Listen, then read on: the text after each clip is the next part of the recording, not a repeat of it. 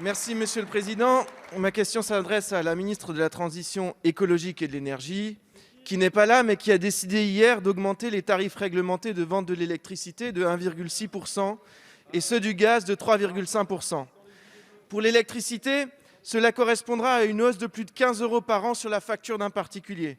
Le confinement et le couvre-feu font de surcroît augmenter la consommation des Français.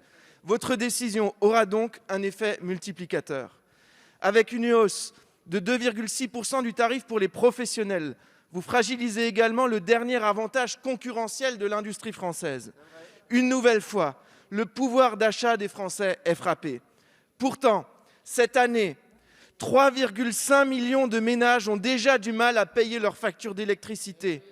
14 % des Français disent avoir souffert du froid chez eux cet hiver.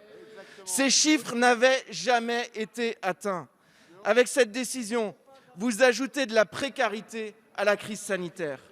L'État aurait dû se retenir d'augmenter le prix de l'électricité en cette période difficile pour les Français, car ce sont les choix de votre politique qui conduisent à l'échec de l'augmentation des prix pour les Français.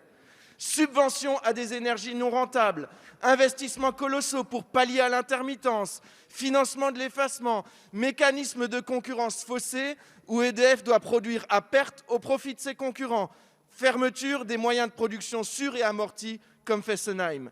C'est la première fois qu'un gouvernement décide d'augmenter le prix de l'électricité pour financer les industriels qui acceptent de ne pas consommer au cœur des pointes par peur du blackout, parce que nous ne produisons plus assez. Dorénavant, avec vous, les Français payent leur électricité plus cher, tout en étant plus que jamais exposés au risque de coupure. Comment entendez-vous assumer la réalité de votre bilan énergétique ?